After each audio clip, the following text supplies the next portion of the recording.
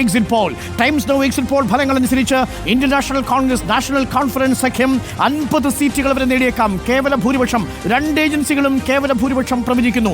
അപ്പോൾ കാശ്മീരിൽ ജമ്മു കാശ്മീരിലും തൂക്ക് നിയമസഭയല്ല, അവിടെ ഇന്ത്യൻ നാഷണൽ കോൺഗ്രസ് NC സഖ്യത്തിന് കേവല ഭൂരിപക്ഷം കിട്ടാൻ പോകുന്നു. BJPക്ക് ജമ്മു കാശ്മീർ സംസ്ഥാന പദവി റദ്ദാക്കിയ നിയമനിർമ്മാണം തിരിച്ചടിയായി മാറുന്നുവെന്നാണ് നമുക്ക് ലഭ്യമാകുന്ന വിവരം. ഇന്ത്യൻ നാഷണൽ കോൺഗ്രസ് നാഷണൽ കോൺഫറൻസിന് 46 മുതൽ 50 സീറ്റുകൾ വരെ നേടാൻ സാധിക്കും. BJP 23 മുതൽ 27 സീറ്റുകൾ വരെ. കഴിഞ്ഞ തവണത്തെ പ്രകടനത്തിൽ നിന്ന് 2014 പ്രകടനത്തിൽ നിന്ന് 1 ഇഞ്ച് പോലും മുന്നോട്ട് പോകാൻ BJPക്ക് സാധിച്ചിട്ടില്ല. അതേസമയം PDPക്ക് വലിയ നഷ്ടം സംഭവിക്കുന്നു. 28 സീറ്റുകളിൽ നിന്ന് 7 മുതൽ 11 സീറ്റുകൾ എന്ന അവസ്ഥയിലേക്ക് PDP നിലം പൊത്തുന്നു. നാഷണൽ കോൺഫറൻസ് ഇന്റർനാഷണൽ കോൺഗ്രസ് സഖ്യം ജമ്മു കാശ്മീരിൽ അധികാരത്തിലേക്ക് എന്ന് 2 എക്സിറ്റ് പോൾ ഫലങ്ങളും പറയുന്നു. പ്രധാനപ്പെട്ട കാര്യം വെച്ചാൽ 2014 തെരഞ്ഞെടുപ്പിൽ 15 സീറ്റ് നാഷണൽ കോൺഫറൻസിനുണ്ട്, 12 സീറ്റ് കോൺഗ്രസിനുണ്ട്. അപ്പൊ 27 സീറ്റ് ഓൾറെഡി അവരുടെ കയ്യിലുണ്ട്. ഇവിടെ നഷ്ടം വരുന്ന ആർക്കാണ്? PDP. ആ PDPയുടെ ലോസ് അതാണ്. അപ്പൊ ഈ ആ PDPയുടെ ലോസ് എങ്ങോട്ട് പോകും? PDPയുടെ ലോസ് ഒരിക്കലും BJPക്ക് പോവില്ല, അത് നാഷണൽ കോൺഫറൻസിലേക്ക് പോവുള്ളൂ. അപ്പൊ PDPയുടെ ആ ലോസ് എന്ന് പറയുന്നത് നാഷണൽ കോൺഫറൻസിന് ഗുണകരമാകുന്നു. അതേപോലെ തന്നെ ജമ്മുവിൽ ഇന്ത്യൻ നാഷണൽ കോൺഗ്രസ് പെർഫോം ചെയ്യും. അവിടെ അങ്ങനെ വരുമ്പോൾ നാഷണൽ കോൺഫറൻസ് INC കോൺഗ്രസ് സഖ്യം എന്ന് പറയുന്നത് ഒന്നാം തരം ഒരു ഫോർമുലയായിരുന്നു നമുക്ക് മനസ്സിലാക്കാം.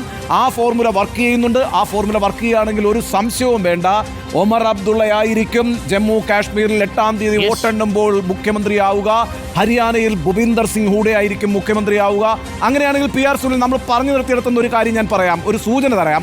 അതായത് നോക്കൂ, ഈ NDA എന്ന് പറയുന്നത് ശക്തി പ്രാപിച്ചതും BJP കേന്ദ്രത്തിൽ അധികാരത്തിൽ വന്നതിനും ഒരു മുൻ ചരിത്രമുണ്ട്.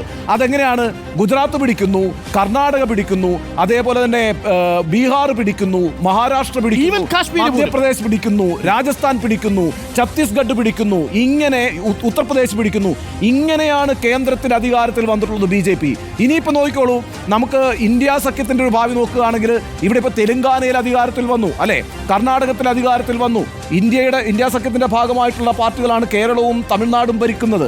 അതുപോലെ തന്നെ ഇപ്പോൾ ഹരിയാന പിടിക്കുന്നു, മഹാരാഷ്ട്ര പിടിക്കാൻ പോകുന്നു, ജാർഖണ്ഡ് പിടിക്കാൻ പോകുന്നു. ഇങ്ങനെ വന്നാൽ 2029 ഇന്ത്യ സഖ്യം എന്ന് പറയുന്നത് ഒരു ഫോർമിഡബിൾ അലയൻസായി മാറുകയും BJP NDA സഖ്യം അത് തകരാറിലേക്ക് പോവുകയും ചെയ്യും. അങ്ങനെ ഒരു രാഷ്ട്രീയ വിലയിരുത്തലേക്ക് നമുക്ക് പോകാൻ കഴിയുമോ? വളരെ വളരെ ദീർഘകാല അടിസ്ഥാനത്തിലുള്ള ഒരു നിരീക്ഷണമാണ്. എങ്കിൽ കൂടി നമ്മുടെ ഭൂതകാലം നോക്കിയാൽ ഇങ്ങനെയാണ് NDA മുന്നോട്ട് വന്നിട്ടുള്ളത്, BJP മുന്നോട്ട് വന്നിട്ടുള്ളത്. അതേ ഗ്രാഫാണ് ഇപ്പോൾ ഇന്ത്യ സഖ്യം കാണിക്കുന്നത്.